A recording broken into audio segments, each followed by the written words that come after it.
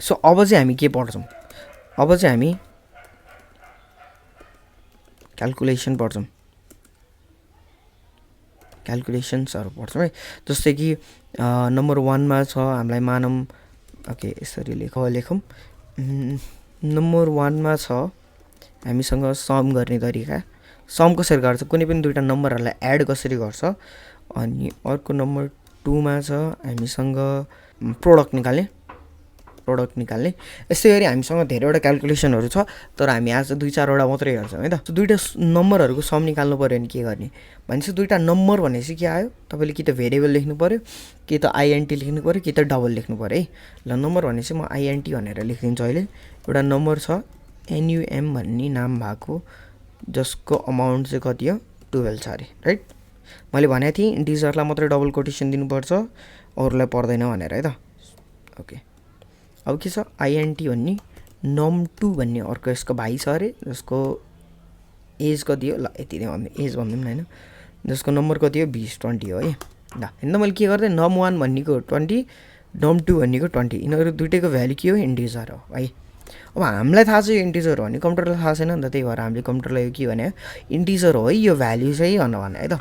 ल अब some निकालौँ, some निकाल्न के गरौँ यसरी लेख्दिउँ। ल सम भनेपछि त यो दुइटाको के आउँछ, सम आउँछ num1 प्लस num2 आउँछ भनेपछि यो दुइटाको आउने सम भ्याल्यु पनि के हो इन्टिजरै त हो नि होइन। जस्तै 12 प्लस 20 भनेको कति हो 32 भनेपछि 32 पनि के हो एउटा इन्टिजर भ्याल्यु नै त हो नि होइन। भनेपछि अब के गर्ने एसयुएम भनेर लेखिदिन्छु, sum is equals to num1 plus num2 होइन त। अब यहाँ के भयो, अब के हुन्छ प्रोग्रामिङ रन गऱ्यो भने इरर आउँछ।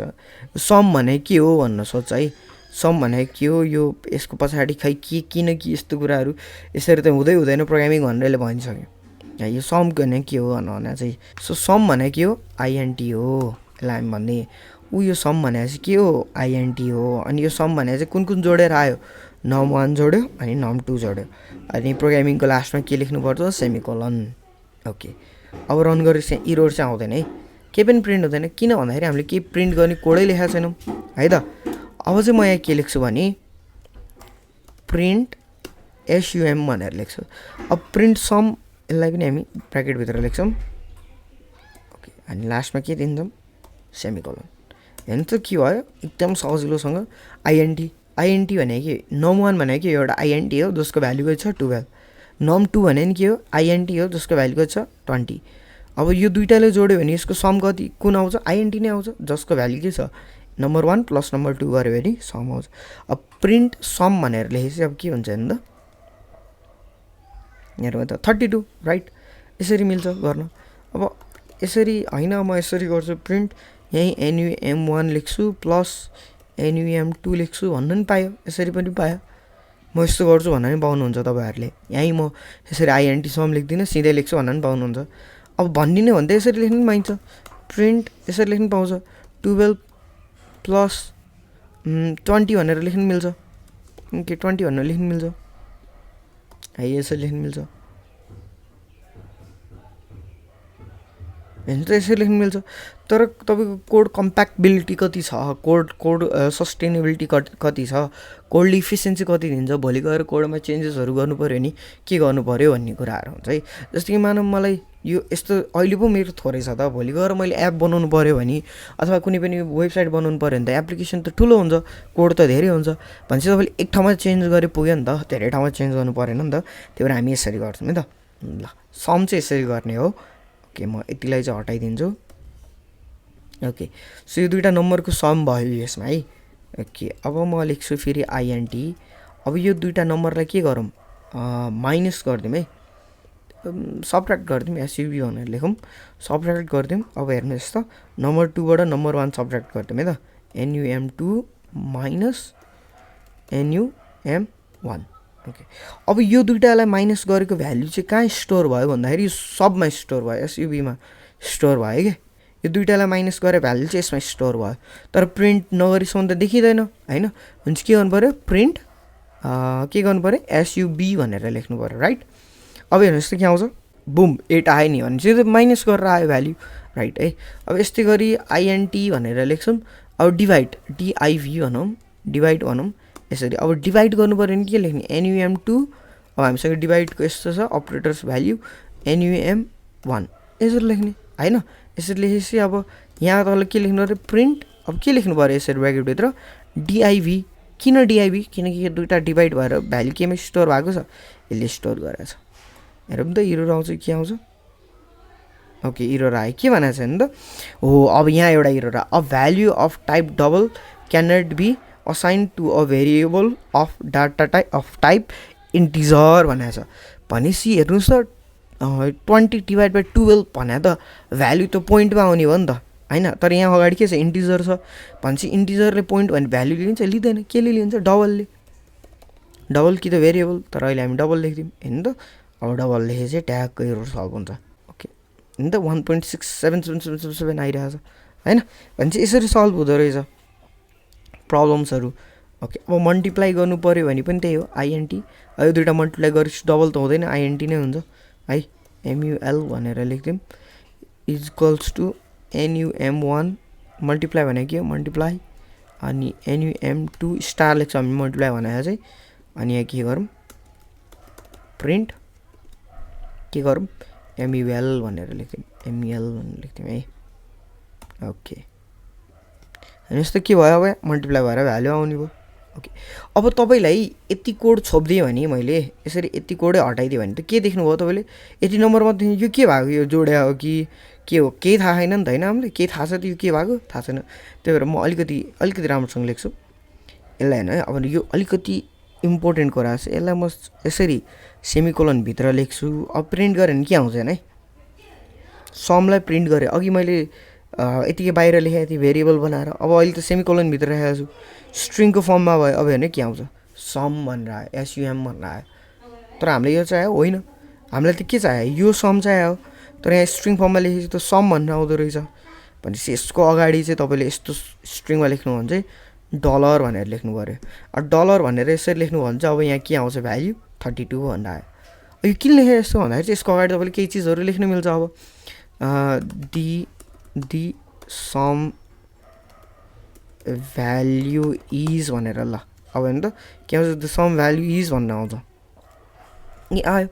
अब यतापट्टि फेरि तपाईँले यही लेख्नु ल द SUB भ्याल्यु इज यसरी लेख्नु भने के आउँछ होइन त। अब मैले यहाँ सेमीको डबल कोटेसनभित्र लेखेको छैन है। अब के आउँछ इरर आइसक्यो भनेपछि अब यो सब अर्को यो सबको छेउमा केहीहरू लेख्नलाई चाहिँ के गर्नुपर्ने चाहिँ यसको अगाडि के दिनुपर्ने छ डलर भनेर दिनुपर्ने छ भेरिएबलको अगाडि भेरिएबल नेमको अगाडि। अनि यसलाई चाहिँ के गर्नुपर्ने छ डबल कोटेसनले ऱ्याप गरिदिनु पऱ्यो है। यसरी गरेपछि अब आउने भयो चट्ट लाएर एकचोटि फेरि रन गरौँ ओके ल है द सब भ्याल्यु। अब यसो गर्नु पऱ्यो the sum of N1 and N2 is भनेर यो देखिनु पऱ्यो अरे। अब यहाँ के देख्नु 12 र 2 पनि 20 पनि देखिनु पऱ्यो अरे यहाँ भने के गर्ने द सम अफ। अब के गर्ने पऱ्यो नम्बर 1 भन्ने एउटा भेरिएबल हो भने चाहिँ के लेख्नु पऱ्यो डलर लेख्नु पऱ्यो अनि के लेख्नु पऱ्यो NUM1 भनेर यसरी लेख्नु पऱ्यो। अब यहाँ के आउँछ होइन त द सम अफ के आउँछ होइन 12 देखि 12 भने फ्याट्टा आयो नि 12 अनि के भन्नु पऱ्यो प्लस भनेर यसो लेख्छु ल प्लस डलर अफ कति लेख्नु पऱ्यो NUM2 भनेर लेख्नु पऱ्यो। यसरी चाहिँ के आउँछ the sum of 12 plus 20 the sum of 12 plus 20 value is 32 भनेर आयो। सो तपाईँले कति कुरा जान्छौँ हो यति सिम्पल उमा प्रोग्रामिङमा है त। सो यसरी गरिन्छ कुनै पनि दुईवटा चिजहरूलाई जोड्नलाई के गर्ने भन्दाखेरि यसरी गर्ने। अब मानौँ एउटा स्ट्रिङको एउटा इक्जाम्पल लिउँ अनि यो भिडियोलाई सकाइदिउँ। मानौँ एउटा स्ट्रिङ छ अब यसलाई म चाहिँ VAR भनेरै लेखिदिन्छु। फर्स्ट नेम छ एउटा मान्छेको जसको नाम हो के हो RAMESH रमेश काका ओके। अर्को के छ ओके काका त लास्टमा आउँछ है ओके। अब VAR लेखिदिउँ अनि के हो सेकेन्ड नेम हो सेकेन्ड नेम के छ रमेश दाईको काका छ होइन के काका नट ढाका होइन। अब काका अब हेर्नु है यहाँ के हुन्छ भने अब मैले प्रिन्ट गरेर ल मानौँ यसरी प्रिन्ट यसरी के गरेँ फर्स्ट नेम ल। अब यो फर्स्ट नेम प्रिन्ट गऱ्यो भने त के आउँछ यहाँ फर्स्ट नेम आउँछ हैन के आउँछ रमेश भन्ने आउँछ है। अब मैले त्यसै गरी यहाँ फेरि के गरेँ प्रिन्ट सेकेन्ड नेम भने। अब यहाँ सेकेन्ड नेम भनेपछि के प्रिन्ट हुन्छ रमेश माथि हुन्छ काका तल हुन्छ। अब मलाई दुइटैलाई एकैचोटि लेख्नु पर्यो रमेश काका भनेर यहाँ लेख्नु पर्यो भने के गर्ने तपाईँले यहाँ अगाडि बुझिसक्नुभयो यहाँ लेखिसक्नुभयो हेरिसक्नुभयो के गर्नु पऱ्यो ल प्रिन्ट यसरी के गर्नु पऱ्यो डलर भनेर लेख्नु पऱ्यो अनि फर्स्ट नेम भन्नु पऱ्यो अनि फेरि स्पेस दिनु पऱ्यो फेरि डलर भनेर लेख्नु पऱ्यो अनि के लेख्नु पऱ्यो सेकेन्ड नेम भन्नु पऱ्यो होइन। यसलाई हटाइदिउँ ल कन्फ्युजन हुन्छ होला ल हटाइदिउँ। अब हेर्नु त के आउँछ अब फेरि यहाँ है डलर लेख्नुको लागि सधैँ यसलाई हामीले केमा ऱ्याप गर्नुपर्छ सेमिकोलनमा ऱ्याप गर्नुपर्छ। अब ल हेर्नु के आउँछ फर्स्ट नेम भने के हो रमेश हो सेकेन्ड नेम भने के हो काका। अब एकैचोटि आउँछ हेर्नुहोस् है त रमेश काका। अब यहाँ अगाडि तपाईँले के लेख्नु पऱ्यो माई नेम इज दिस हुँदैन माई नेम इज रमेश काका हुन्छ माई नेम इज रमेश काका राइट। सो यस्तो यो यति बेसिक कुराहरूले चाहिँ पछि गएर तपाईँलाई एकदमै गाह्रो पार्छ यदि तपाईँले अहिले बुझ्नु भएन भने। होप यो भिडियोले तपाईँलाई हेल्प गर्यो होला प्रोग्रामिङको बेसिक कुराहरू फन्डामेन्टल कुराहरू बुझ्नुको लागि। सो इफ तपाईँले कुनै पनि प्रोग्रामिङको फन्डामेन्टल कुराहरू बुझ्नु भएन फन्डामेन्टल चिजहरू अन्डरस्ट्यान्ड गर्नु भएन कन्सेप्ट क्लियर गर्नु भएन भने चाहिँ पछि गएर तपाईँलाई काहीँ न काहीँ कुनै न कुनै ठाउँमा गएर चाहिँ त्यसले असर गर्ने नै छ कुनै न कुनै ठाउँमा गएर त्यसले तपाईँलाई अड्काउने नै छ। सो तपाईँले यो डार्ट प्रोग्रामिङको धेरै त भन्दिनँ अब 5वटा भिडियोहरू चाहिँ एकदमै राम्रोसँग हेर्नुहोस्। अब हामी इफ एल्स पढ्छौँ इफमा कन्डिसन लाउने एल्समा कन्डिसन लाउने लुपहरू त्यो लुपहरू त एकदमै इम्पोर्टेन्ट छ। भोलि गएर तपाईँले एप बनाउनु पऱ्यो भने लुप नबनाइकन त कामै छैन होइन लुपमा प्रोग्रामिङ नगरेर त कामै छैन भन्छ। हामी अब लुपहरू हेर्नेछौँ पछि गएर। सो आजको लागि यति नै thanks for watching guys and see you in next video.